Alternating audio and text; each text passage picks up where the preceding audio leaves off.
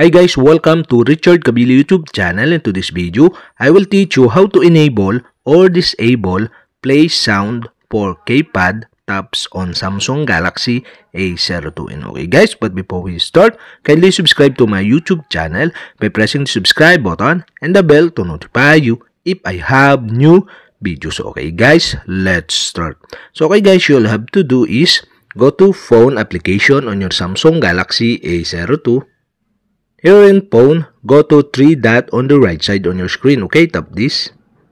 And the pop-up bar show, okay, go to settings. In settings, go to call alerts and ringtone, okay, tap this.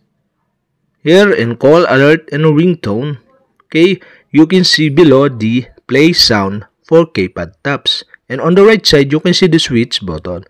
And to enable this, you'll have to do is switch on the switch button on the right side. And that's it. Okay, we have successfully enabled. And to disable again, you'll have to do is switch off the switch button on the right side. And okay guys, we have successfully enabled or disabled play sound for keypad taps on Samsung Galaxy A02. And okay guys, if you have a question, kindly comment below.